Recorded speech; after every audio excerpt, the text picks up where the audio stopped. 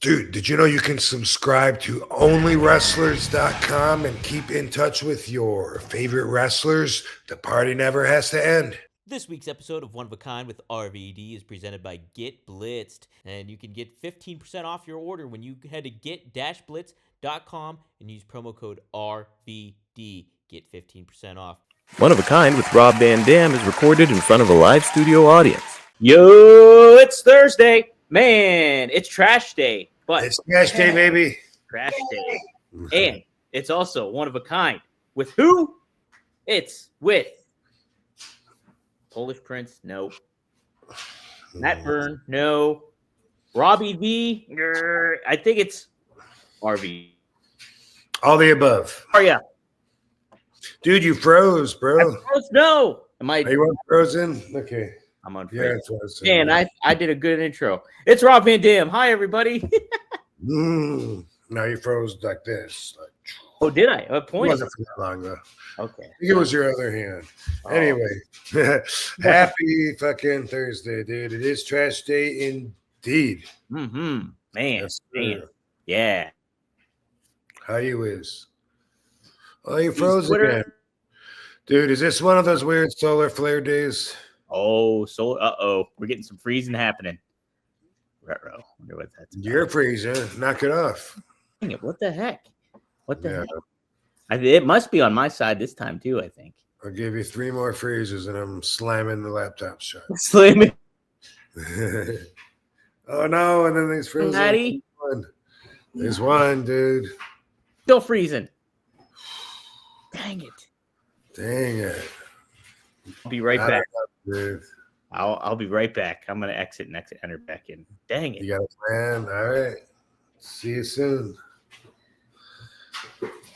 He frozen. Time to light up a doobie. Spark them if you got them. Smoke them. I always say smoke them. I always say spark them, and they always say smoke them. They meaning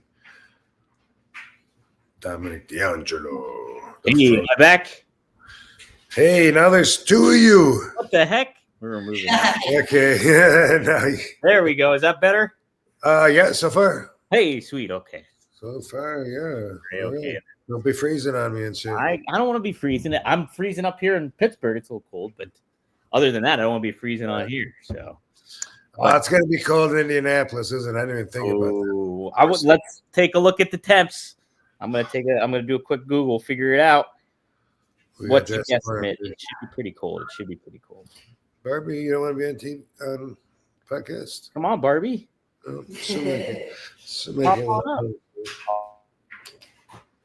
What would it be for temperature wise? It's not gonna be shorts and tank top weather. I'm Definitely sure. Not like it is here in LV. Drop You're freezing. Dang it, freezing. No.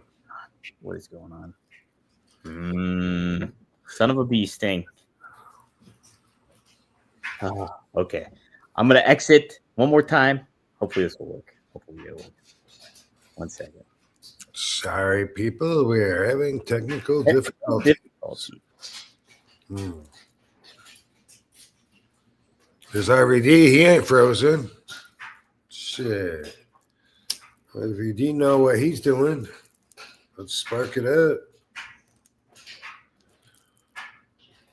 If it's going to be like that every few seconds, I'm afraid it's going to be too annoying to continue.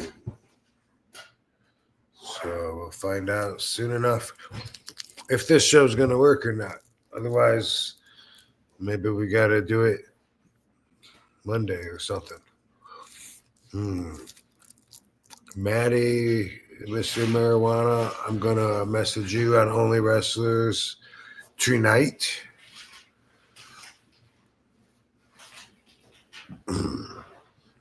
About me making it to the post office and making up the wait for you, making it up for you, making it up to you. Hey, Am I back? you are so far.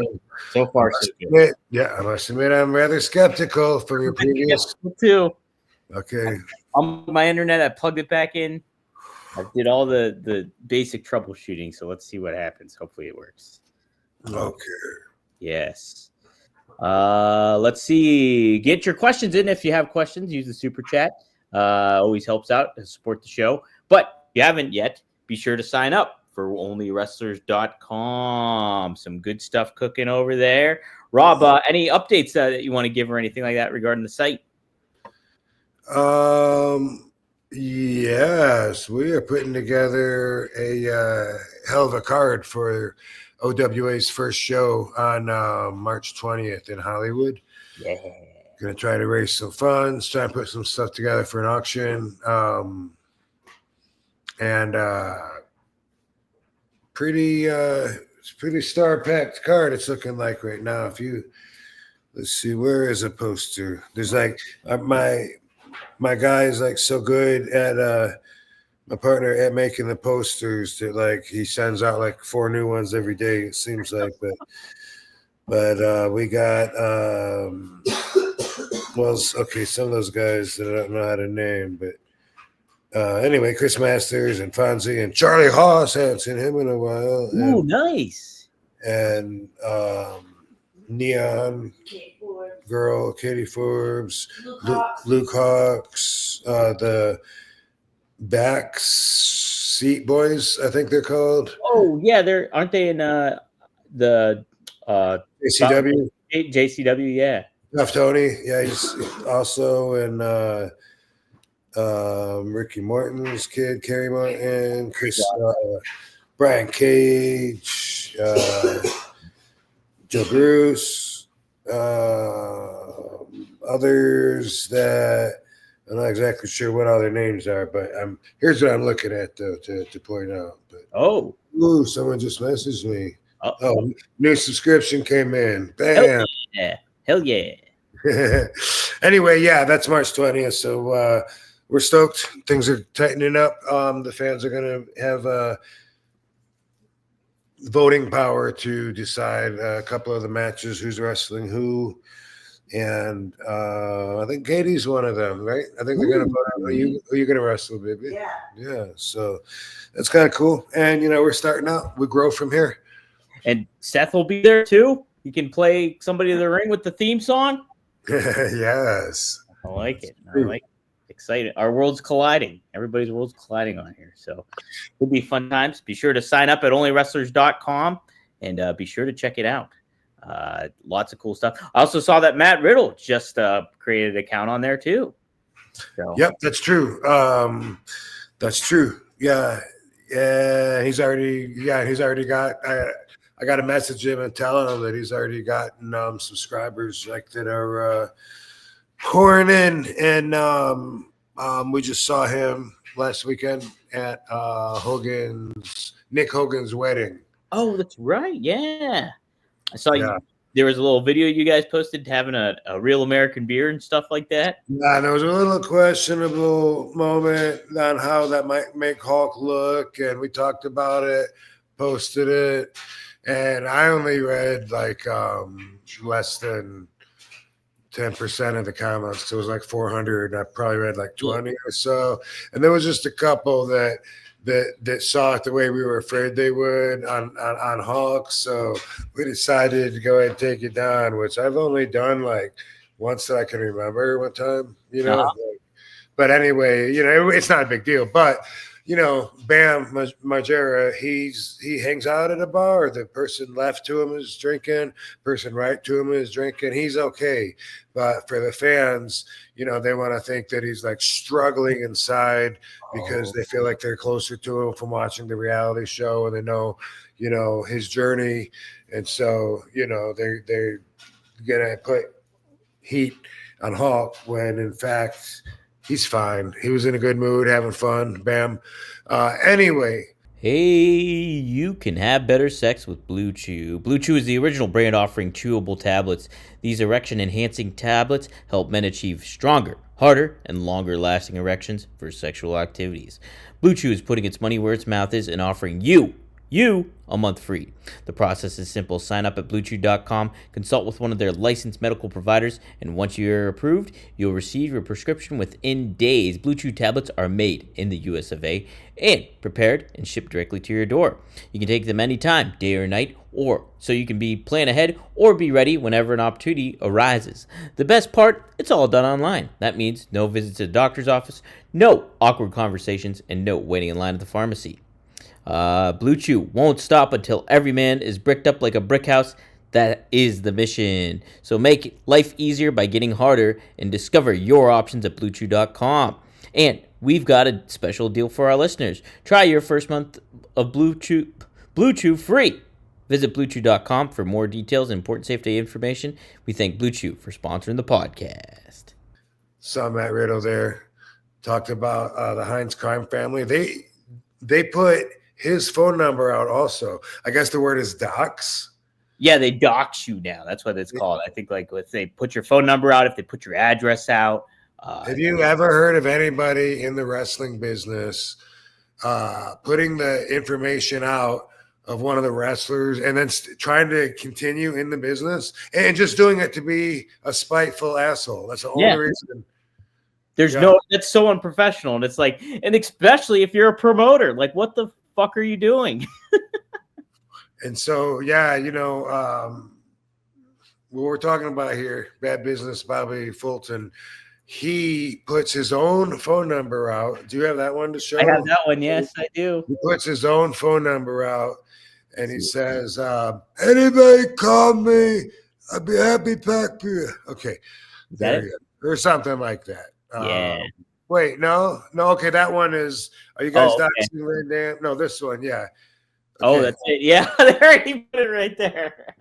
So he puts his number out, invites anybody to call him, and then all I did was repost this and then show the next one. Is it the one I just showed or the other one? No, the other one, the one before that. It's a smaller one. Their one. Yeah. This is what he posts. Call and text RVD today. He loves talking to his fans. Since he put Bobby Fulton, Jimmy Hines' number out, 2 can play games. He put his own number out. That's how full of shit he is. Yeah. Like a lot of people think that Bobby's a nice guy. He had me fooled too. He's really not. He's a horrible fucking person. And that's what I learned. And I got along with him great for the better part of 2 years. He paid me my fee each and every single time. And then after WrestleMania, when Dildo shorted me, I just want to talk about Bobby now because it's easy to understand why everyone hates Dildo. The guy's a future mass shooter, for sure, at Chillicothe Middle School, just waiting to happen, waiting to explode. Is there anybody that has met him that can't picture him doing that? But anyway, it's easy to see he's stupid, whatever. But the dad has people fooled into thinking he's really a good guy. He just backs up his son too much. That's what I thought, But then it's like one night he's buying me a porterhouse saying, enjoy, like about 20 times. Like I am enjoying it. Thank you. And earlier that day, and by the way, here's something else about how crazy he is. I saw a message, and I can put it up, but I didn't go through and pick it out of the plethora of screenshots and messages that have been sent to me over the last week or two. But there's one where Bad Business Bobby says that Rob me that I have the dates wrong. And he can prove it. He's got evidence. The problem with that is I've never once even mentioned a date. Yeah. So what the fuck is this guy talking about? But I will mention him now. And I did before I did this show, I did that Monty and Ferrara show. Yeah. Farrah Fawcett. Ferrara. Is it Pharaoh? Pharaoh. I think it is Pharaoh. Thank you. Yeah. I knew I was close, but not right there. Anyway, but I did mention these dates on there as well. So there's the WrestleMania week where Dildo screwed me. Forget about that. Moving forward, Bobby on June 22nd in Mississippi, after the convention, he's having a talk. We're in the van, him and Christy, me, Katie, and Bobby's saying, man, we gotta come up with something different, maybe some kind of split or something because I keep losing money. And I said, no, the answer is easy, just quit booking me. Boom, you're done losing money. I said, I don't take a risk with the promoter. I just work on the guarantee. Rather be home if you're not interested. Was, by the way, Monty and Pharaoh asked earlier, but they never gave me a chance to answer how I felt. No, I guess I did answer that. When they, my value is just, that's what it's worth for my time. If you can't make money off of paying me that, then just don't book me. No problem. Sure. No feelings. But now when you read Bobby's bullshit story of what happened, he said, we won't be able to use you anymore if you don't come down. And he says that I said, it's not for me to lose, it's for the promoters to lose. Of course I didn't say that. I say the same thing I always say to anybody that asks me about my guarantee. I don't negotiate. That's what my time's worth. I don't want to take a risk with the promoter. So you got to have the money first. And the reason that I'm able to get money first is because of my reputation. Right. So here's where Bobby fucked up. See, Bobby came after somebody with a fucking an impeccable record. And he wants to just say, I'm bullshit. I'm a piece of trash. And I don't even know where I got on his bad side. He shorted me. So anyway, that was June 22nd when I said, hey, let's just cancel the rest of the schedule, the rest of the year, no problem. And he said, no, I don't want to do that. I'll be more selective about what I bring you to. Then the next day on the 23rd, he shorts me. He says, I owe you that money. I owe you that money from before, right? I said, yeah. He said, well, I owe you a little bit from tonight too, but I'll give it all to you on the next one because it's going to be big in Cleveland. Then on August 23rd in Cleveland at WrestleCon, when it comes time to pay me, he says, this is all I got. It's not your whole thing for today even. But I'm done. I quit. I lost too much money. What do you mean you quit? Like you owe me that, or I don't have it. I'm done. I quit. I'm done. So that was the conversation in Cleveland on August 23rd. Then it turns out he didn't quit at all. He's still just running, scamming people. And then the worst part for me is when I mention it, he says I'm lying about it. How fucking dare he? What a scumbag piece of shit to shorten people on the money. He knows what my guarantee is. He paid it every time, 40 times in a row, and then shorted me, and then shorted me again. And then when I mention it, now I'm a piece of trash. I'm making it up, not worth half the money. Boom, boom, boom. And of course, Dildo going off. Oh, he's a drug addict. He takes big breaks, blah, blah. They're both horrible people. It's not just Dildo. They want to bury talent, and that's how they feel powerful. And there's a quote I got, along with my many other screenshots and messages I got Dildo saying, I'll bury talent in a hurry because that's the best way to hurt him. And the thing is, he got everything from fucking Bad Business Bobby, all right? The demon did not fall far from the fucking scarecrow. Yeah. And no, not at all. Bobby is a horrible person. He had me fooled. I thought he was a good guy. And then as soon as you just like a comment from someone that he doesn't like, that he thinks is his competitor, that's out to get him, and then all of a sudden, you're the worst piece of shit in the world. Like, what a fucking lowlife. So anyway, we talked enough about it last week for you listeners to have caught my gist, my story, my truth. Since then, as an update, Dildo is supposedly gone from the business. Bobby's been seen selling RVD Funko Pops at some table, but he canceled his show in Chillicothe, Ohio. I'm here to tell Bobby, you told me you quit. I'm holding you to it. So you're done. You are done. You lie, you steal, you cheat, you suck. and I'm kicking you out of the business. I'm not letting you pop your head up with the next scam. As soon as you think you got your next sponsor hooked in that's going to give you money to run a show, I'm going to release some stories. I have so many stories from so many people, wrestlers, fans, people that knew them their whole life from Chillicothe. So many stories from what these horrible people have done, fucking with people the whole life. Now, here's the thing about going after me. That was a mistake. I'm honest. See, I don't lie. And if you don't believe me, it's because you probably don't have honesty in your bubble that you live in. And I expect that from most people. You know, I live in a world where most of the wrestlers, when they're on the road, they cheat on their spouses. I, because I need to respect myself, I chose not to do that, even when I was with the wrong person for like 18 years. And she didn't respect me. She didn't trust me. She didn't think I was being faithful, but I wanted to respect myself. So you're not going to find one fucking rumor pop out about me being unfaithful to that bitch. And Katie's got nothing to worry about because I would never do anything to hurt her. And I respect her so much. I think she deserves the best. And we think that about each other. And it's really great. A lot of people don't have that in their bubble. So they think, well, as soon as someone says they're shooting you straight, you know they're lying. Maybe in your world.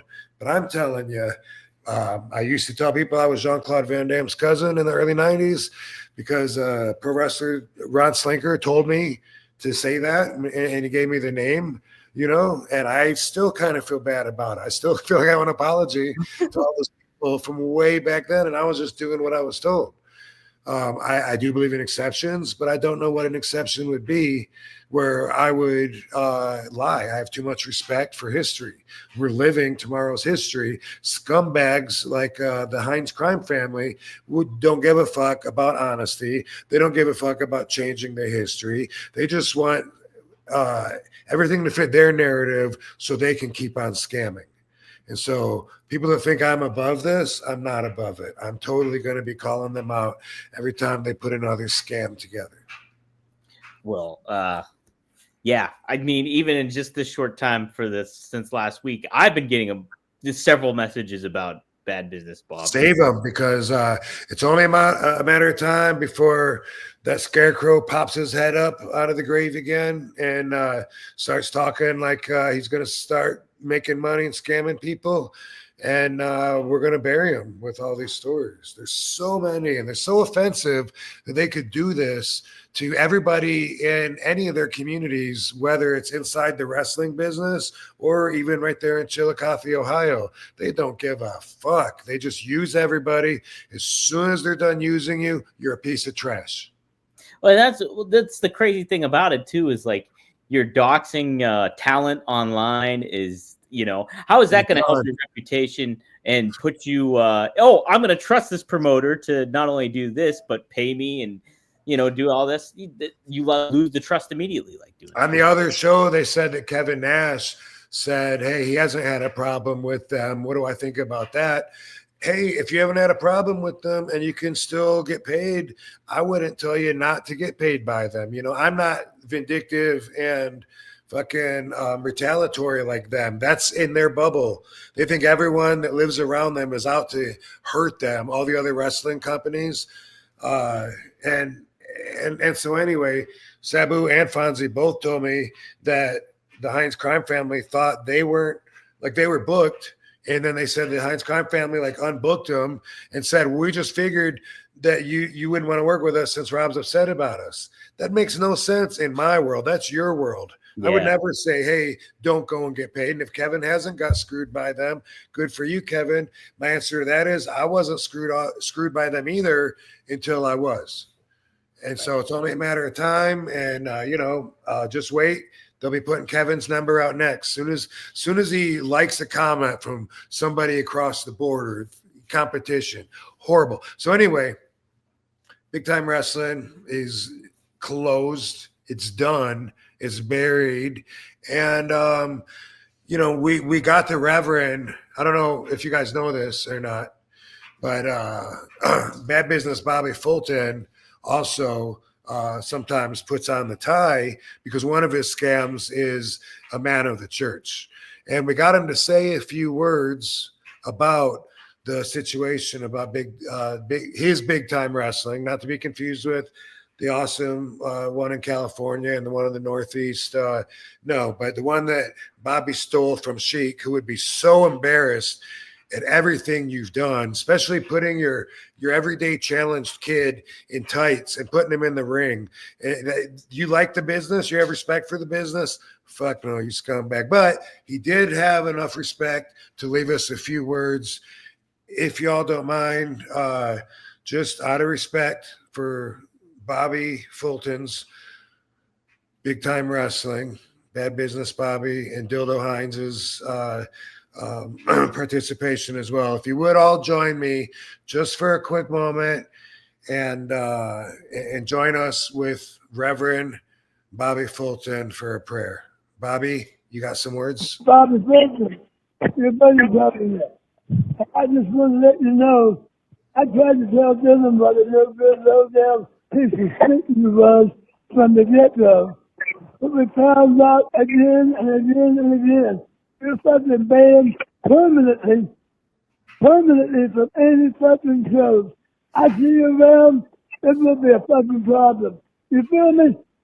I hope you do. You're nothing but a fucking thief. Come around those shows, try to show autographs and shit.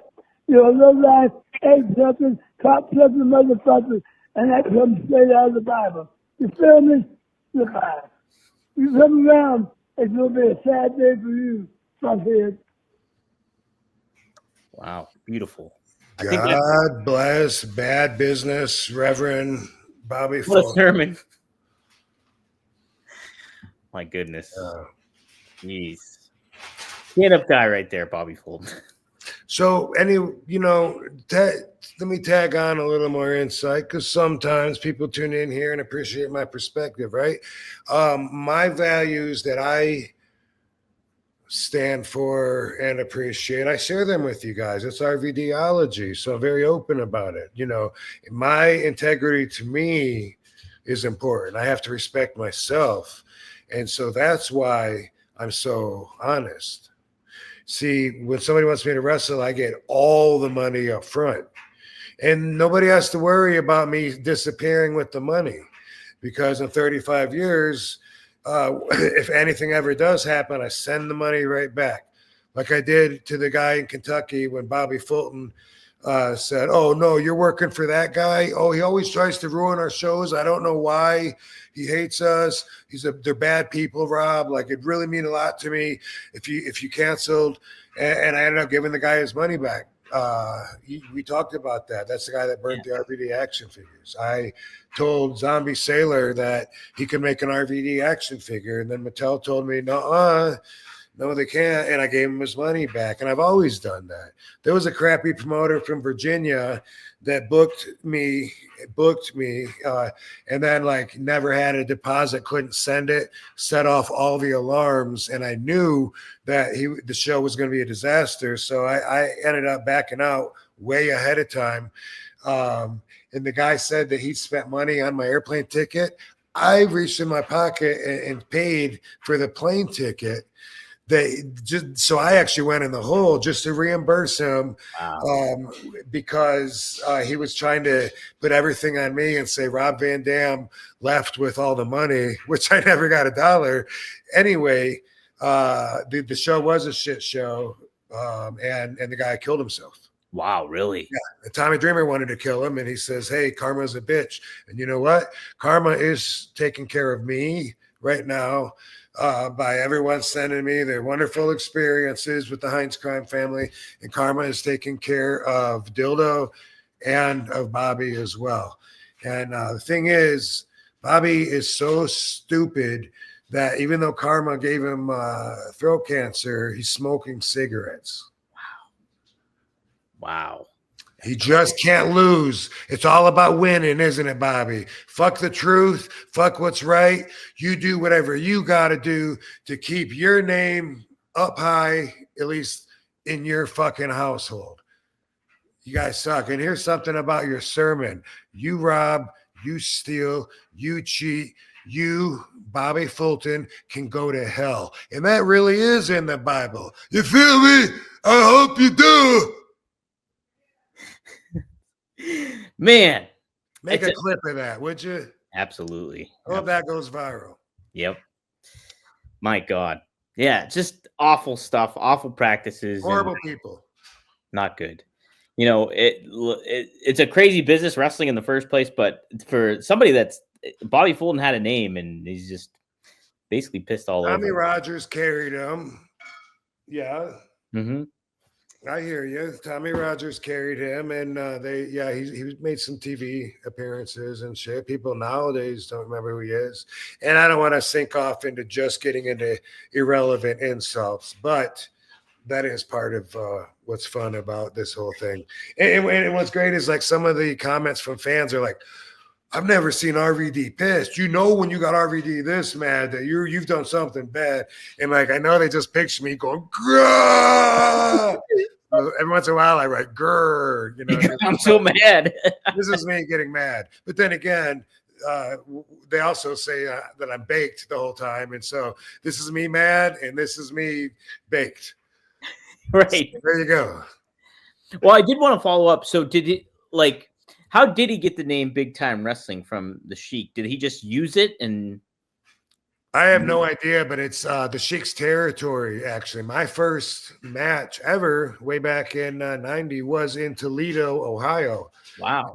Yeah, and that's where the Sheik was running. And it was going to be an outside show. It got rained in. It was at the Toledo Speedway. It ended up being indoors. But, you know, I always remember that was Ohio was his territory. So I would imagine that Bad Business Bobby just waited till Sheik was done, probably dead, and then just thought, hey, maybe I can scam people into thinking that I'm associated with the original deal. Wow, man, that's crazy. Ugh. Probably saying, I don't know. Yeah. Well, yep. As Rob said, their March show is canceled. It's no longer available, so don't be going to that one. And yeah, the reception that I've been seeing online too is like people have been thanking Rob for what you've been doing with it and like calling them out on that shit and you know, airing that laundry. I have so many messages on Facebook and other platforms as well, but so many screenshots, audio messages. They've been doing this for a long, long time. They're horrible, horrible people. And it's almost like a cult leader. Like as soon as like someone, like if Bobby finds out that someone he knows hung out with someone that he didn't like, you know, or something, that's what that was. That sermon. Yeah. You know what that was about? What? That's him yelling at Mike Thompson because Mike Thompson posted a poster from a different wrestling promotion on his social media. Wow. That's why he was a piece of shit to Bobby. That's how he is. I'm telling you, I want everyone to know now that I know what he's all about. Not a good person, total piece of shit. And I got the text messages I can show you, you know. Yeah. I can show you, right? You know, look. If you don't, I don't know if you believe me or if you want to, or if you just want to see it or whatever, but total piece of shit. And that was like, that's one of like so many. Bobby says that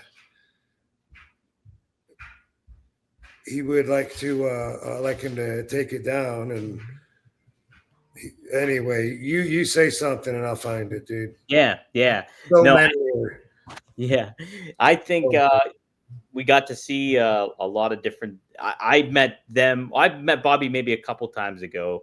And yeah, like what you were saying, he always seemed like a nice guy, but what you were seeing from him and then obviously Dylan and stuff like that, not a good reputation. And yeah, there's several talents I've seen speak out about it. And a lot of people that do, you know, the vendor stuff or the promoting stuff on themselves said relayed some things to me as well. So it's pretty crazy how I'm glad this caught wind and people written articles about it. SlamWrestling.net has covered it pretty thoroughly, it seemed.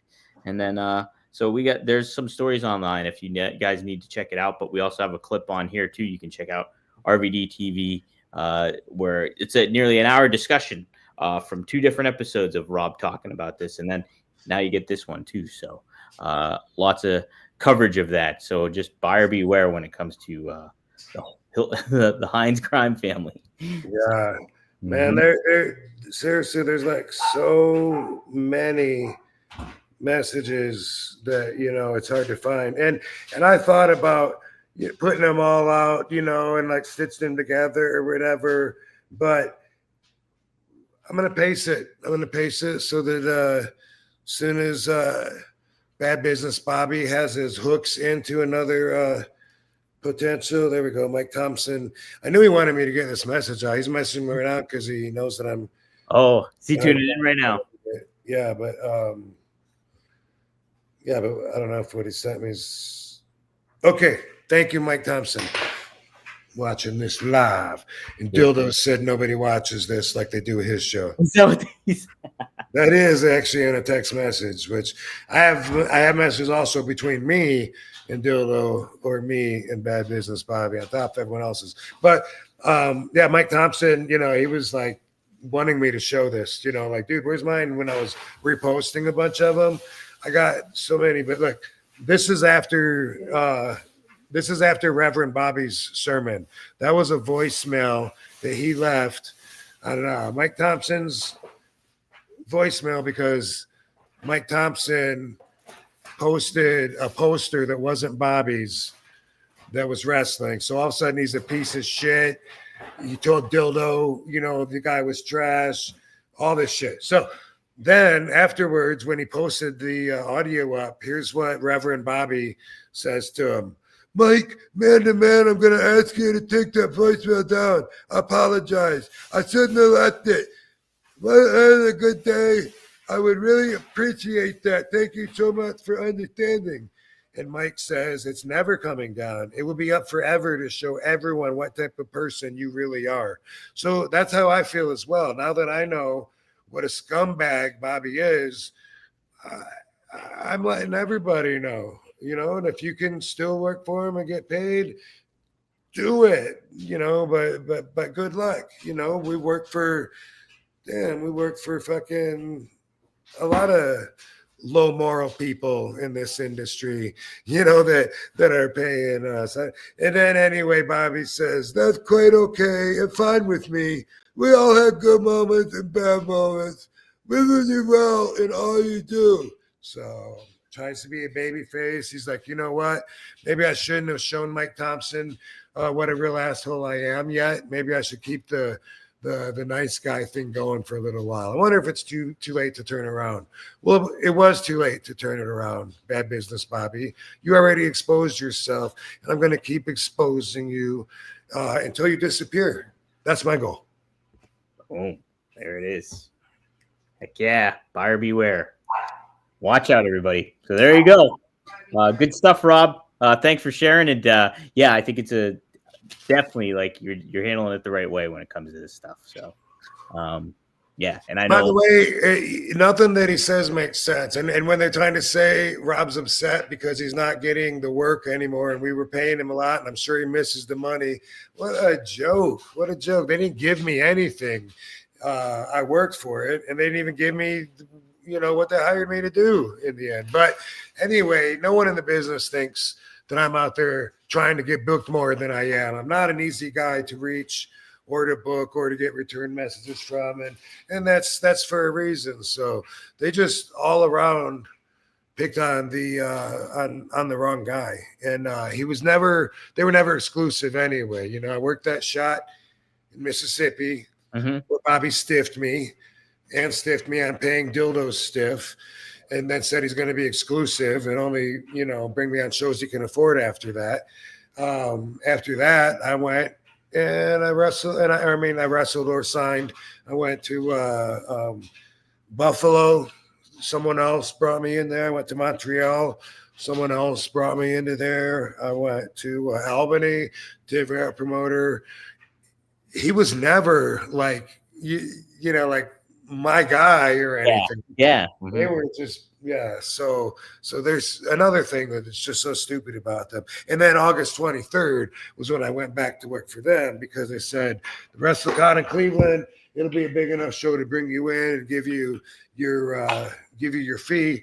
And if you don't think I'm worth my fee, don't bring me in. That's settled. That's it. That's simple. No offense. I'd rather be home. Yeah, right. He's so full of shit, and honesty and integrity is not in his bubble. It doesn't exist in his mind. He doesn't think any of the other promoters around the area have decency. He thinks they're just as vindictive as he is. And in fact, he's the biggest low-life asshole there is out there. Yeah, bad stuff. And in a business where wrestling is like, a business that's birthed off the carnival grounds, if you're acting like that, you're definitely doing some low rent carny shit right there. So come work for me. I'll pay your phone number out. Yeah, that's his new tagline. Yeah. I'll air out your phone number. We have some super chats. Maddie asks, what would Triple H or Vince think of Bad Business Bobby or Dildo? You're fired. So yeah, trust me, they wouldn't want his scammy ass anywhere near their professional corporation. There's a reason he never was in WWE. Tommy Rogers could carry him so far back in the day. And, he hopefully lived his dream of an American country farm boy trying to scam people out of their hard-earned money, so far. But I understand he's done with that now. No, they wouldn't want him in WWE ever.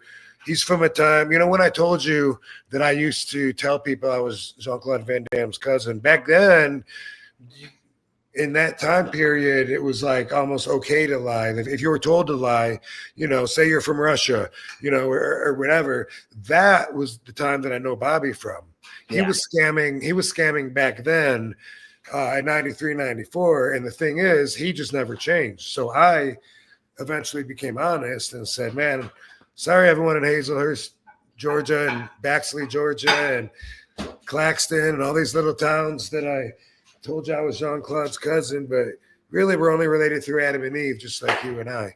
But anyway, he just never changed, and he's still using those same carny methods that he used back in the early 90s to try to squeeze an extra dollar out of every fan that he could, and he's still that same guy, but he's got no standards. He's, you know what I mean? Like he thrives by preying on his own communities. It's crazy. Scumbag stuff. Maddie also adds that his open challenge is still out for Bad Business Bobby and Dildo. If you weren't here last week, Maddie challenged them to a bush fight. So, go back and tune into that. I see myself, Dad. Yep. And then Maddie also asked, Rob, your shirt, where did you get it? And he says he packed the bowl. Eat, sleep. What else does it say on there? Eat, sleep. It says, eat, sleep, smoke, repeat. And then obviously this must be where it came from. Evergreen Organics. Yeah, with an X. Hey, y'all. It's one of my most favorite time of the years. It is coming to be Super Bowl weekend, and you can't get any better by heading to DraftKings. That's right. This ain't the little itty bitty teeny tiny bowl. This is Super Bowl 59. Kansas City Chiefs taking on none other than the Philadelphia Eagles. And I am pumped. I know people hate on the Chiefs. I know people hate on Patrick Mahomes. You come at the king, you best not miss. And that is Patrick Mahomes and the Chiefs. I am going with the Chiefs this week. And you can too. You get in on the action at DraftKings Sportsbook, an official sports betting partner of Super Bowl 59. Scoring touchdowns is key to hoisting the Vince Lombardi Trophy. And I believe that we're going to have some Travis Kelce getting inserted into play. He's been a consistent, steady presence. So I appreciate what he does in big games like this. And I believe he'll show up a little bit for T-Swift happening. And you have a shot to score big by betting on them at DraftKings Sportsbook, the number one place to bet touchdowns. New DraftKings customers can bet $5 to get $200 in bonus bets instantly. Download the DraftKings Sportsbook app and use code RVD. That's code RVD for new customers. Get $200 in bonus bets instantly when you bet just $5 only on DraftKings Sportsbook. The crown is yours. Gambling problem? Call 1-800-GAMBLER. In New York, call 877-8-HOPE-NY or text HOPE-NY 467-369. In Connecticut, help is available for problem gambling. Call 888-789-7777 or visit ccpg.org. Please play responsibly. On behalf of Boot Hill Casino and Resort in Kansas, 21 plus, age and eligibility varies by jurisdiction. Void in Ontario. New customers only. Bonus bets expire 168 hours after issuance. For additional terms and responsible gaming resources, see dkng.co/audio. Yo, Rob, we're going to take a quick time out just to say that this week's episode of One of a Kind with RVD is presented by Get Blitzed. Get Blitzed Lit Aid Nano-Infused THC Syrup is a premium cannabis-infused syrup formulated with nanotechnology for fast-acting effects. And that advanced nanotechnology formulation allows for quicker onset and enhanced potency compared to regular THC syrup. It's Delta-9 and legal in all 50 states, every single one. And you have several syrups to choose from Blue Raz to Key Lime Pie to Pina Colada to Tiger's Blood to Cherry to Grape.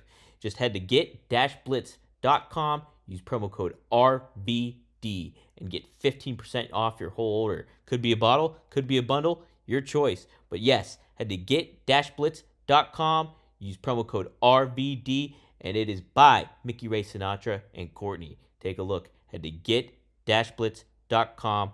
Promo code RVD. Get 15% off. It's one of a kind, baby. With an X. Yes. Good stuff. Good stuff. He also says, RVD, fucking gangster, my bro. And then he booked his flight from Arizona to California for the OW event too. So he's going too. Gem the Dom. Oh, no shit. Hell Nice. yeah. Awesome. Hey, dude, that's awesome. We're going to have a lot of fun. I almost had to leave from LA that night or the next day because somebody wanted me to wrestle in Ireland and do an appearance in England, but now that's gonna be moved. So we'll talk about that soon when it gets rebooked. But man, you know, I gotta say, as far as like anyone that's wondering how inconvenient it was to have my phone number posted, it barely fucking even mattered. Like, it didn't move the needle. Like, again, he picked the wrong person to do that to too, because I never answer my phone. When I don't know the number, 0% of the time, I never answer it. There's not a voicemail that identifies you got the right number. Eventually people are just going to give up. Yeah. And they probably were laughing. You know, he was probably losing straw out of his scarecrow ass fucking little fucking throat with the handkerchief. Anyway, my name is Bobby. I shouldn't smoke. You remember those commercials with the hole in the do. Oh yeah. Yeah. It's gonna be bad business, Bobby, because he's still puffing on the cancer sticks. That's crazy. That shows you how smart the guy is and how much respect he has for himself. Anyway, what were we talking about? Oh no, we were just mentioning Maddie. He was booking. Gem the Dom booked his flight for Only Wrestlers for March 20th. Yeah. How did I get off of that? All right, cool. Yeah. So, boom. That's going to be exciting. I don't remember how we got off there and went on to Bobby, but it'd be cool to see you there. And I got a wrestling outfit that I think I'm going to pull out and donate. I'm trying to find out if we can have the auction online with the Only Wrestlers at the same time as in the building. That'd be neat. Got a little bit of time. I don't like getting rid of my outfits, as the fans know. But, you know, what a great cause, though, to try to help get some positive vibes going for all the victims of the California fires. You know? Yeah, that's great. That's great. Definitely get that. Yeah, that's such a good thing to do right now. I know the music industry is doing that big concert tomorrow, I think it is, and they're airing it on CBS or something like that. They're probably going to raise way more money than we will, but maybe. We're trying. Yeah. They got the sting from the police. You could get sting from AEW. Yeah, right. Yeah. All right, we got some super chats in here. Seth just adds, "You can't con an honest John" is an old adage. That's appropriate I like for the that. story. You can't I con it. like that. And how dare he even think he has the fucking ability to and is entitled to try to tarnish my reputation that all of my actions go towards building, you know? Yeah. Well, you've accrued a reputation that's good, and so him trying to do that, Impeccable. and so him trying to do that just makes him look worse. It does. I know, and I understand that, but I'm still offended by the fact that he's done this to so many people. Yeah. They just let it slide. You know what I mean? All the shit they were saying about Sabu trying to trash his reputation as if this was 8 years ago, you know, or something when things were different. And you know, no, I'm not standing for it. Fuck that. They won't get one person to stand behind them, you know what I mean, and say, yeah, RVD is full of shit. Because in their world, though, in their bubble, they don't know that honesty is a real thing. So I don't expect them to understand it. Yeah, absolutely, 100%. Scumbags. Scumbag stuff. D Villain Squared Circle Oracle. Thanks for the $2. He says, "Appreciate you both and the truth." Rumble picks. Who's your Rumbles picks? I'll say real quick. I think CM Punk will win the men's, and then I think Charlotte Flair will win the women's. That's my early predictions there. So nice. Yeah. Where do you think RVD's going the distance? I'm gonna go John Cena in the men's, and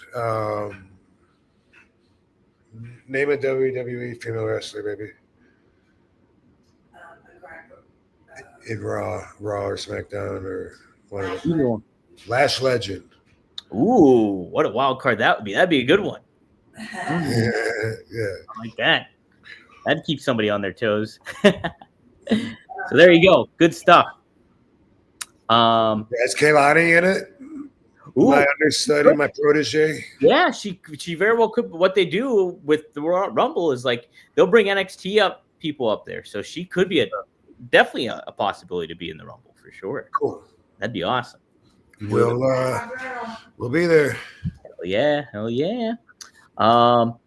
Botello 817. Do you still have Ghost Rider singlet? Do you still have the Ghost Rider singlet? Yes. Okay. Yes, I do. Nice. Yeah, that's a good one. That's a I think there's two different ones, if I'm not mistaken. I might be wrong. I remember the one you came out. That one was a really cool one. I think it was a black one, and it had his skull like right on the front of it or something like that. I can't remember that. I think you wore that in WWE once or something like that. I was looking at pictures the one time. I'm thinking Joe made a second one time to surprise me on top of that one. I'm not sure. Yeah, that's pretty sweet. Pretty sweet. Let's see. New York City Uggs. Thanks for the $5. RVD, you are mine and most fans' favorite wrestler. Who are your top 5 all-time favorites? Wow. Well, let me see who comes to mind here. Bruno Sammartino. Ooh, really? Yeah. That's awesome. Yeah. He's my top 5 too. Yeah, he's the man.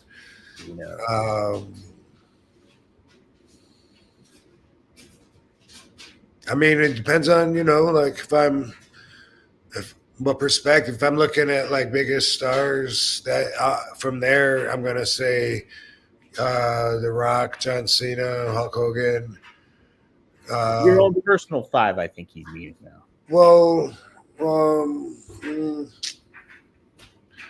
and I know you don't like favorites.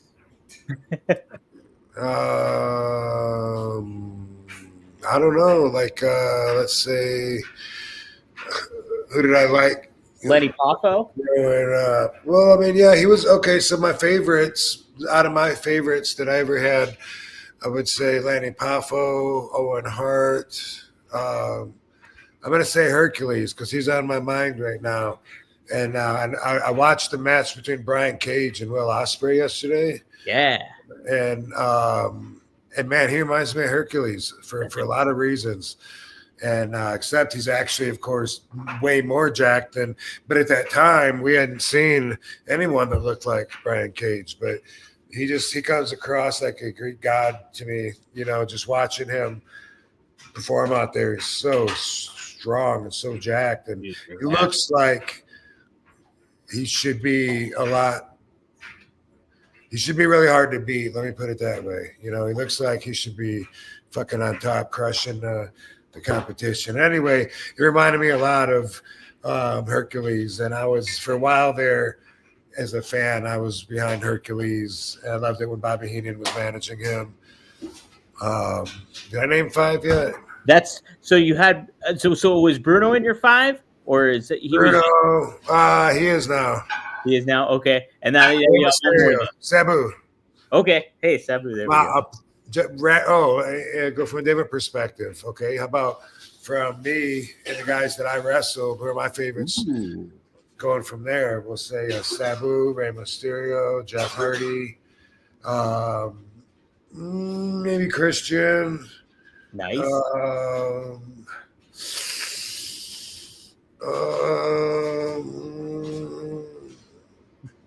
Would Jerry be one? Jerry, thank you. See, that's why they're not easy to answer, because I know my answer is going to be different in a few minutes when I think about it, but that's my answer. Yeah, those are good ones. Both Jerry. Jerry, he's the man. He's teaching. So he's with Conrad Thompson this weekend, and he's doing like a fantasy wrestling camp for some of the subscribers of Conrad's channel. So that's pretty cool. Yeah. So that's for the subscribers, so fans are going to see Jerry doing a wrestling training camp. Yeah, it's like I think how they do it is they kind of book a mini show that features the subscribers and stuff like that. So it's kind of like a fantasy camp or something that they do. So,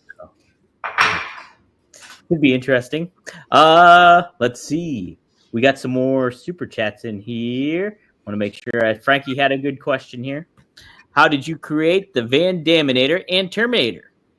And then he said one-man gang throughout the special brace needed to heal his leg on the plane ride back from Japan. Oh, interesting. So he threw it out, just tossed it out. How'd you create the Van Terminator and Van Daminator, Rob?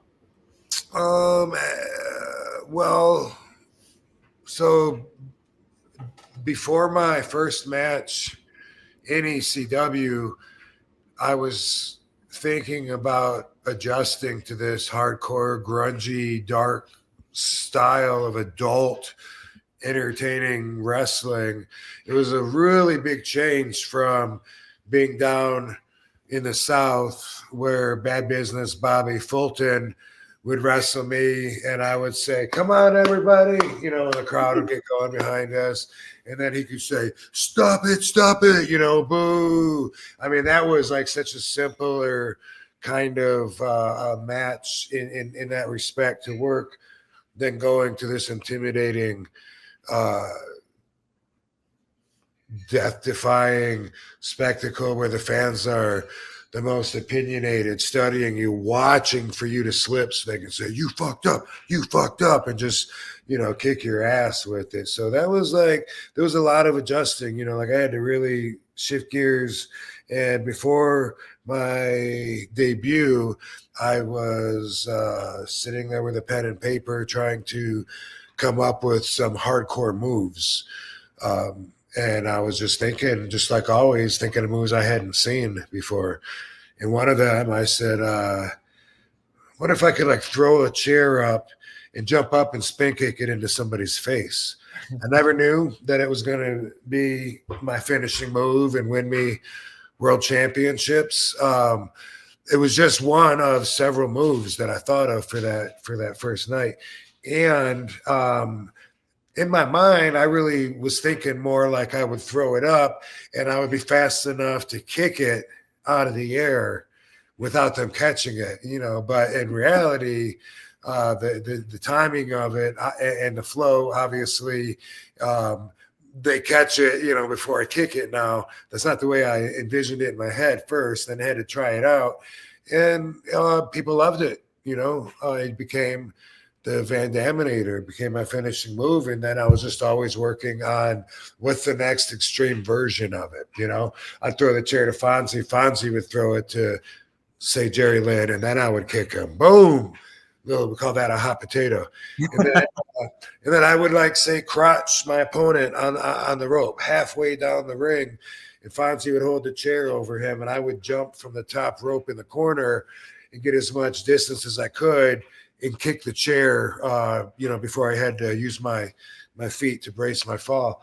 And that was fun. And so I slid him down further and further.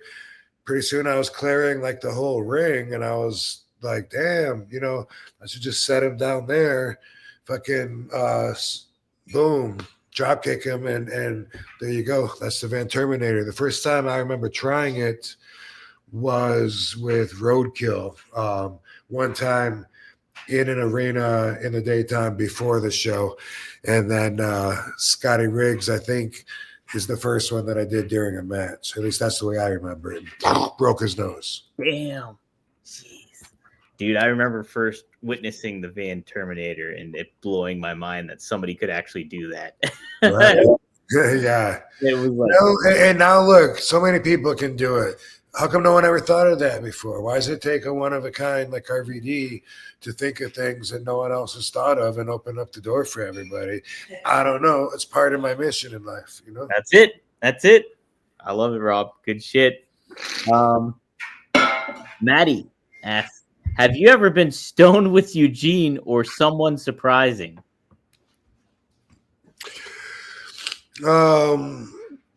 I don't think I have with Eugene. I don't know who would surprise you. Well, one time when I was in England, in London, this was during the TNA run, so this was probably 2012, around there, could be 1 year off, but we're in London, and I had a friend there that had the best weed, and it smelled so strong. That's what we call loud in our culture. That shit was so loud. And I got like an ounce, even though it was our last night there. He met me, and I was just like, dude, this is so much to smoke in one night because we're all leaving in the morning. I went to the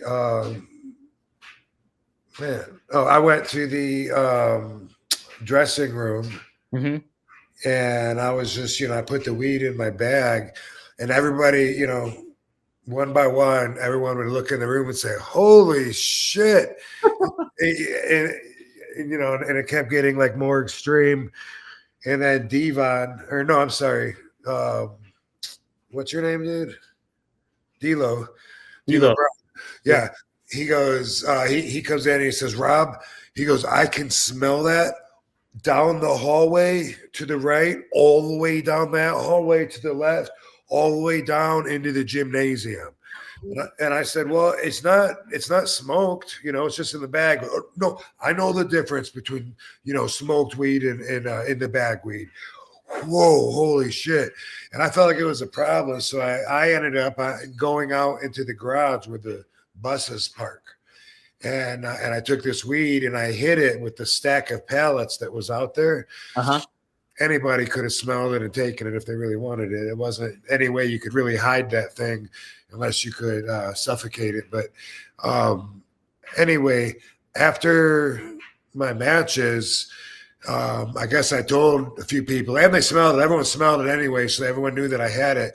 But I told them I had so much it was going to be really hard to smoke. And immediately, I don't know if it was right after my match or whenever I got a chance, but I went out in the garage and started like rolling it up and to smoke it right there in the garage.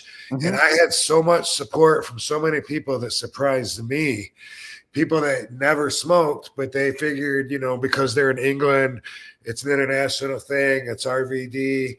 A lot of those guys on that TNA roster that I was with in 2012 helped. And the one name that I will drop, because I know he wouldn't mind, and because he amazed me, is Frankie Kazarian. Because he's not even a smoker, but somehow he hung with me the entire night, joint after joint after joint in the garage. We went to the hotel, smoked the whole room up. It was a big deal. I mean, joint after joint after joint. And I was like, dude, like, how are you managing to do that? And he's like, well, no, I mean, I don't always do this. I said, no, I know. Please, I understand. You're fucking amazing. But that was Frankie Kazarian. And anyway, yeah, as soon as everyone left the hotel room, security came, and I told them, dude, you just missed it. Like, everybody left. Everybody else was smoking, you know, and they said, well, we're going to check the security cameras, and if you're telling the truth and we see that a bunch of people just left here, then you're cool. Otherwise, we're going to come back and talk to you, which I don't know what it matters, but I guess they thought if it was me smoking that much, smoking the whole hotel up, I had heat. But if it was a party and everyone left, apparently I was safe. And that, of course, was the truth. But that definitely had a lot of surprise participants in it. How about that? Wow, yeah. That's a good one. That's a real good one. I love Frankie Kazarian. He's awesome. Yeah. Yeah, good shit, man. California boy. California boy. SoCal.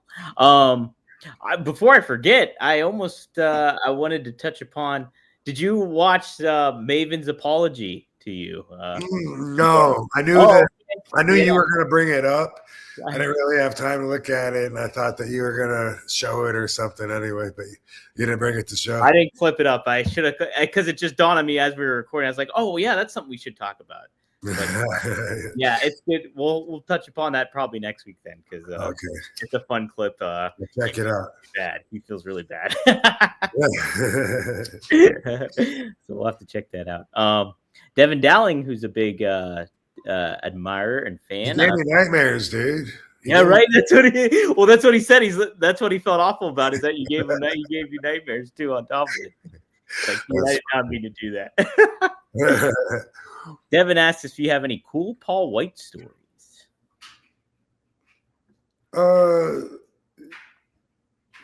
This one is online. I've told it once, and I was on stage during a Q&A, an evening with RVD or whatever. So forgive me if you've heard this one, but this is what comes to mind. I was in the hotel room, Marriott hotel room, with Paul Heyman and Big Show. I think it's Big Show's room that I think I'm there smoking, but this was 2001 or 2, you know, somewhere in there.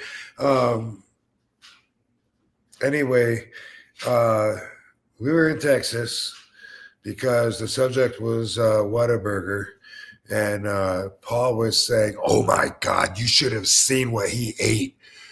And I guess Big Show ordered a whole bunch of stuff at Whataburger, and Big Show is way over on the side of his bed like this, you know, the bed in the wall.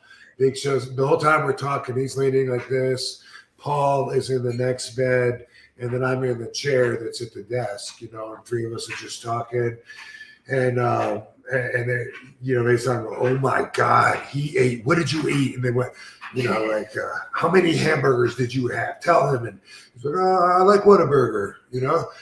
And anyway, it was only like so funny until Big Show started to get up. He's over here leaning, and he goes to get up, and he only gets like a little bit up, and he goes, and then he just like went right back down and no sold it.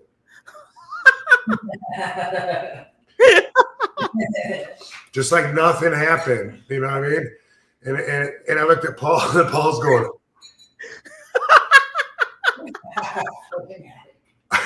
I go, "Did you just shit yourself?"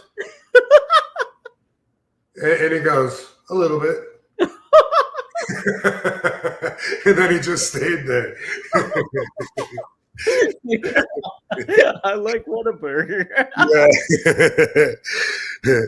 Yeah, I loved him. He used to let me hang out on his bus and smoke. And I saw him also at Nick Hogan's wedding a couple days ago. Oh, nice. Yeah, you know, Jimmy Hart, a lot of guys that you would expect. Not the Nasty Boys, oh, thank God. But it was cool seeing Big Show. And we were talking about that. He used to let me come up on the bus and smoke at the arenas. That's great. That's great. Yeah. I tell you what, he's only been like on a little bit of AEW, but when he's on commentary, he's a good job. He's a good commentator. He does a good job on it. So, Cool. Yeah. Cool. I like that boy. I like the Big Show. I marked out pretty big time when he went to the WWF. I was like, oh, it's crazy. The Giants in WWE. That was big news. CJ La Chapelle, thanks for the $5. He says, is RVD a fan of Bailey? Bailey is my favorite female wrestler.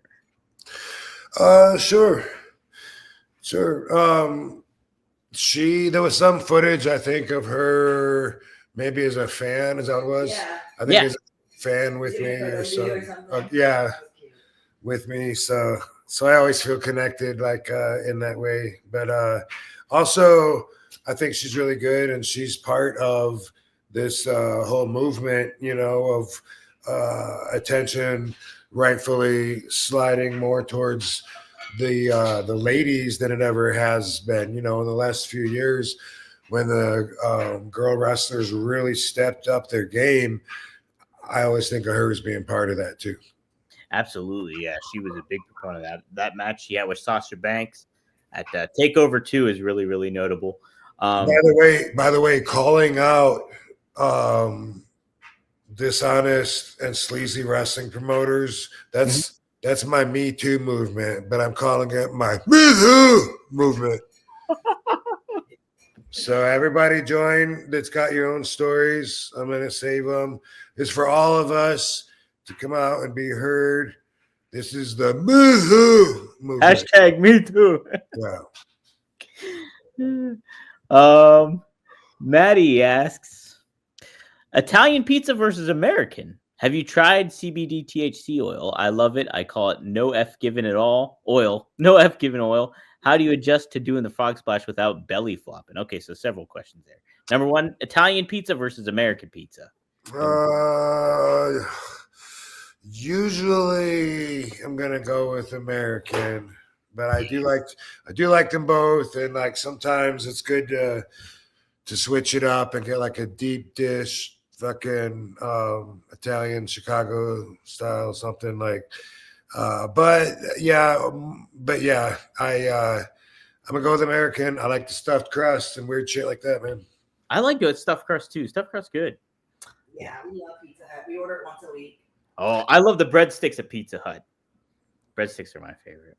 Yeah. I miss old school Pizza Hut too, where they had the red plastic cups, and takes me back. CBD or THC oil. Do you like it, Rob? Well, yes, I have tried it. I had my own company, and I had my partners rip me off. And when they ripped me off, I called them out. They disappeared. They never one time called me, never stuck their head up and denied the allegations because they knew it would be ridiculous. They knew they were wrong.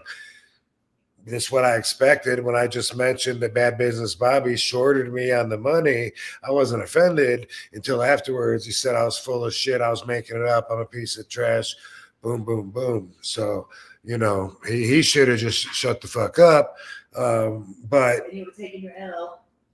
I would have taken my L, and he would have been able to scam several more people, probably Kevin Nash and Missy Hyatt. Oh yeah. All right. How do you adjust to doing the frog splash without belly flopping? Well, if somebody's there to break your fall, you know, like if they roll out of the way, then it's more like a belly flap, and I hate that. You know, that was always suggested way more than I would agree to do it, because that's really the high point of a match. You know, how much higher are you going to get them? that, eating out of your hands than when they're boom, boom, boom, yeah, and you go up to the top and they're ready to see it. And sometimes they like to rip the carpet out right then. And so that's the spot. Like the agents were always, thinking like, man, I wonder if you like boom and you miss and then he hit you with his finish. And a lot of times I'd be like, nah, because I wanted to make that more special and not wasted. Every week I go for the finish and don't hit it, and protecting my moves, and also it fucking hurt to miss and to do that belly flop. It would fucking knock the wind out of me sometimes.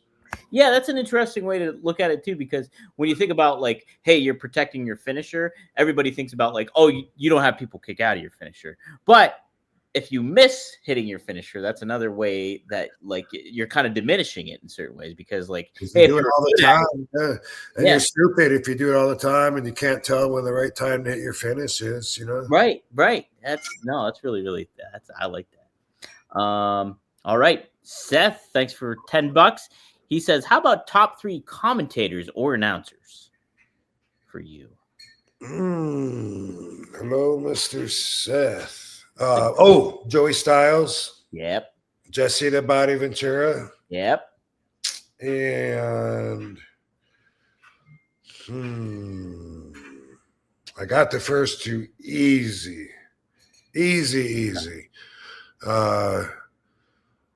Bobby Heenan. Boom. Nice. I always found it fascinating how Joey Styles just did it on his own. Yeah. Good job by himself. I've always compared him to Joe Rogan in the way that he educates you while you're watching it by breaking it down. And that's how a lot of my moves got their names. He'd be like RVD with the jumping, spinning 360-degree leg drop. And I'd be like, that is what I did. Yeah. Jumping, spinning, 360 leg drop. You nailed it, Joey. He probably named the 5-star frog splash as well. Wow. How about that? Yeah. Did you name the Van Daminator and Van Terminator, or was that him? No, I did that. You did that one. Okay. Good stuff. Nice question. But I got the word Van Daminator. I got that from Chuck Zito. Oh, nice. Who's a friend of mine. If you don't know who Chuck Zito is, he knows a lot of the wrestlers, but legit badass OG. He was president of the Hells Angels. I think for like 20 years in somewhere in New York. I think New Rochelle, whatever.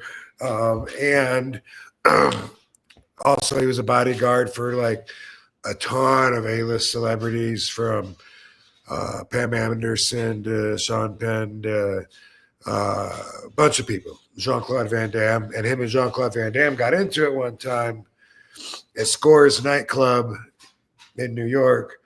And Chuck Zito popped Jean-Claude, flipped him back over his seat. And after that, he got like a big bump in fame.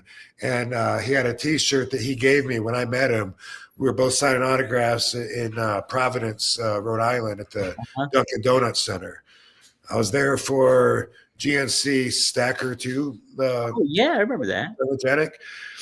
And I was at their booth. And anyway, he came over with a girly magazine called called 10 or Perfect. Perfect 10 or Legs. Perfect 10 Legs. I'm not sure what it was called, actually. But anyway, there was an article on him in the magazine, and he gave that to me, and he signed it to me. And he also gave me a shirt that has a cartoon caricature of, one guy getting punched out, and it said Van Daminator. And I was like, I love that. And I'm Van Damme. I should steal that. Yes. That's great. And Jean-Claude has used Van Daminator or Van Damination, or he's used some word of that before too. But yeah, that's when I applied that to my finishing move in 1996. Dang, that's awesome. What a neat backstory to all that. Yeah. I think Chuck Zito actually is friends with my boxing teacher at the gym I go to. Probably so. Yeah. Huh? Yeah. Yeah, we saw him at UFC. And he's a badass, and he's an actor too. He was in Oz.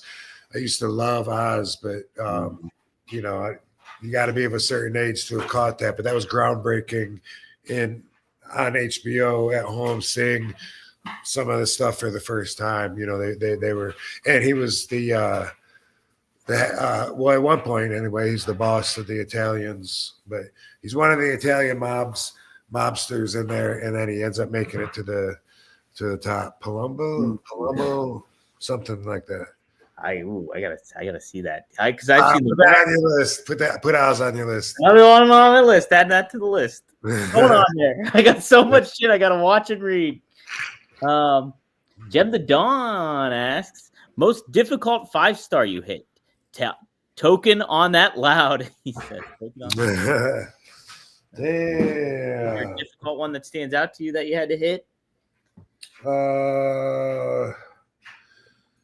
Yeah.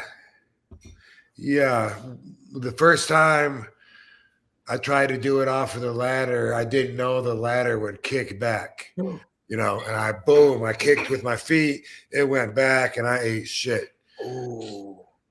Now, learn quickly, you know, it took one time. Yeah, that's it. Fuck up, and then to learn to prepare for that. So that one. So, like, I remember when I wrestled Christian in that ladder match that everybody has seen a lot, where I put the ladder like over top of him, I think, and something. Oh, and I went from one ladder to the next when he pushed it over. I love working with Christian, but during that, I remember when I was like at the top, you know, and I'm like RVD, and I wanted to really jump, but I was so afraid that the ladder wouldn't be able to handle the pressure from my legs pushing. So I feel like I kind of just, you know, like I more or less just like dropped down into it like you have to. But I remember being disappointed because I really wanted to bam, because that's what I'm all about, you know? Yeah. Because you had it's a big visual when you do the 5-star. Yeah. So they kind of like close in and like trying to tighten it up a little bit. Like even if once in a while I'll do it off the apron onto the floor, and when I do that, I'm jumping up as high as I can. You know what I mean? Yeah. Boom, and that's like I'm not gonna drop down, but got no choice when the ladder's you know, not working with you. Not working, right? Yeah. Frankie's got a good mafia question here. What's your favorite era of the mafia? And he says, do you know much about other groups like Colombians, Russians, street gangs, organized crime in Sicily? So do you have a favorite era of the mafia, Rob? A favorite era.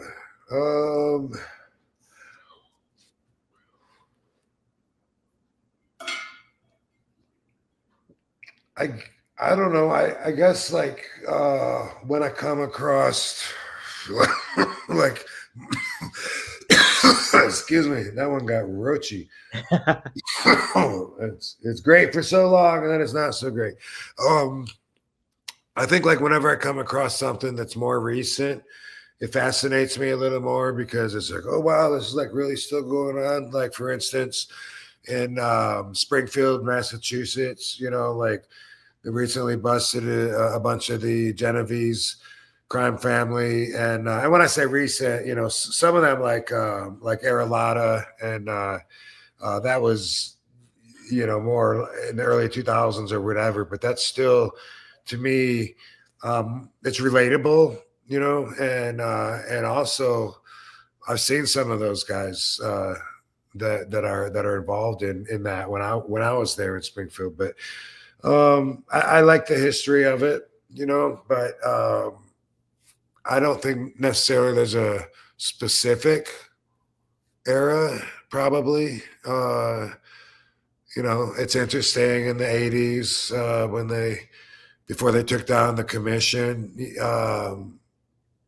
or took down at least the commission at that time. That was an interesting time, and it seems like that kind of history is like hit upon, repeated a lot in documentaries and stuff. So that's always cool. Was there a second part to it? Oh no. Well, yeah, no, I don't know that much about other organized crime other than La Cosa Nostra and you know, like a little bit in Sicily when it is the LCN, but when it comes to Chinese gangs and bikers and stuff, although it's kind of fascinating, I just don't know that much about it, and I've never like dove into it to absorb anything. So it's all pretty new to me as far as that goes. Yeah, no, there's so much different ones that you hear about, but yeah, the La Cosa Nostra stuff is pretty fascinating, I think, too. And the movie stuff helps too when you're watching Scorsese or what have you. Right. So Rock a Party JD, this is not a super chat, but this is pretty funny. He says, in 1999, you gave me one of my funniest life moments when Guido slammed my buddy's head in the car door at Denny's in PA, and you made fun of Guido for 5 minutes straight, having us crying laughing. So appreciate you. Okay. And this car door. That's kind of funny. Glad I could do that. Provide laughter. What am I having? Funny to you? Hey, funny like a clown? How what kind of funny? Dude, I'm looking forward to that Alto Nights or Nights from Alto, whatever. Yeah, you got me hyped up for it too. After you're reading about it and stuff, and knowing that like the guy from Goodfellas wrote the script, wrote the thing, it's gonna be good stuff. Yeah, he wrote Wise Guys, which is what Goodfellas came from, and he also wrote Casino. You know, Nicholas Pileggi's He the Man. He the Man. Yeah. Well, somebody else is the man. I did want to touch upon this before we ended. Was what do you think about? Did you hear Triple H is going into the WWE Hall of Fame? Yes, I did. I did, man. I think that's awesome. I like that it is synchronized with his image getting an upgrade. Mm-hmm. Right? So, like, you know, if this would have happened 15 years ago, I'm sure people would have cried, you know, nepotism and thought that, you know, he ended up voting himself in and this and that. But now that he gets credit for single-handedly making the business better and all these changes that he's getting accredited for, he's now, I think, seen in the best light that he ever has been in before. And I think he's vibing in the highest frequency that he ever has before. And I think that it's awesome that him being inducted into the Hall of Fame coincides with that. It's perfect. I'm with you, Rob. I think what's a neat aspect of it all, too, is like Triple H is such a student of the game, not pun intended, but he's also like he has an appreciation for the business up and down when it comes to the ins and outs of it all. Like he likes NWA, even though like he was a WWE guy. And then you think about being trained by Killer Kowalski. And so he's like still keeps a foundation of the business in something that could, you know, is such a big entity now. And he's the head honcho of it all. It's kind of neat to see. And I think it's just what you just said. It's good timing and everything like that. It's very appropriate. So good stuff. Congrats to him. Maddie adds a comment here. He says RVD could have his own weed army. Don't F with stoners. So there you go. There you go. There you go. Cool, guys. What you should F with, though, is RVD420.com over there. You can get some special RVD glass made by our friends at Greek Glass out here in Pittsburgh. They're a great group of guys, and they do some really beautiful work. So you can go to RVD420.com, scoop up your own RVD kind of glass. And there's a lot of neat designs in here. As I've shown before, you can check that one out, this one out, that one, and plenty more. So RVD420.com. Be sure to go to 1tsport.com for some exclusive RVD merch. We got some good stuff there from sweaters. Barbie, we don't have any dog sweaters yet. We should get some pet merch. RVD. And then you can also get the RVD beanie there too. So too damn cool. ECW style, old school ECW style. Check it out. Cool, dude. Yeah. It's been a good show, Rob. Yes, sir. I'll be at WrestleCon in Indianapolis this weekend on Saturday. Saturday. Go meet RVD in Indy. Should be a nice Royal Rumble is always one of my favorite events because it's just so fun. It gets you hyped up for WrestleMania, and you'll get hyped up with RVD there. So Katie will be with me. Heck yeah. Are you guys bringing Lovey too, or is Nope. Okay. D's gonna watch Lovey and Barbie. That's awesome. Yeah. So cool. Well, this has been fun. Thanks everybody for joining us. Be sure to like us on Spotify or iTunes, give us a 5-star review. Help out the show. Be sure to subscribe to RVD's YouTube channel. And be sure to subscribe to rvdtv.com. And as long as anybody wants to keep sending me their horrible experiences with the Heinz crime family, a lot of it I've been doing on Facebook. That's because I think that's what they use. Yeah. And I wanted to, respond to them and message them. But, I'm using hashtag Heinz crime family, hashtag dildo, and hashtag bad business Bobby. So when it comes time to collecting all of this stuff, when I need it, when I need to flush his head back down, I'll look for it under those hashtags and shit.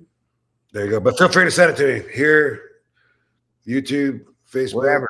Twitter, whatever. Yeah, do something. Me your story, I'll put it in a bunch. A few people, I told them that I would call them, and I didn't get to call them yet. I probably still will, but again, I'm keeping the good stuff for. It's just gonna progressively get worse for them if they try to continue to run their scam. Don't mess with an honest John, and that's our And here's something for everybody to go out with. Think about this. Anybody that has so much beef with so many different random people, they're the problem. In my world,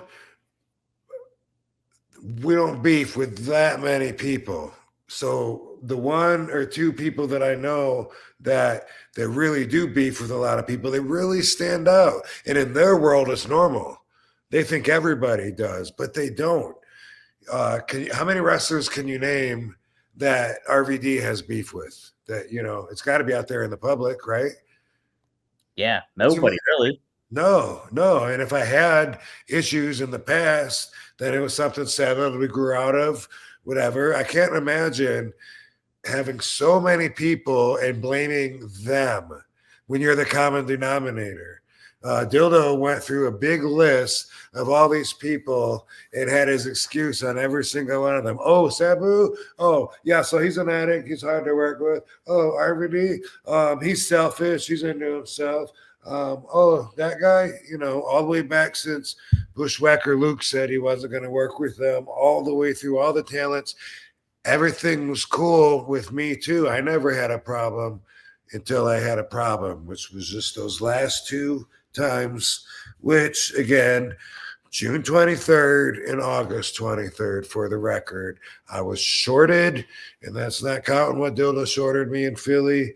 But, Dildo, at least he's so stupid that you can almost understand why he does the things he does. But once you learn what a horrible person Bobby really is, then you understand, as I put it, that the demon doesn't fall far from the scarecrow tree. Hell yeah. Nope. Buyer beware. All right, guys. This has been a fun one. And we'll tune in next week, probably Thursday-ish. Around that time, usually we go for, but we'll see what happens. But it's been a fun one, Rob. Thanks for doing it. And so we'll see you next time here on Guys, thanks, Van Dam fam. See you in Indy. See you guys in Indy. Royal Rumble, baby. Thanks, Dominator.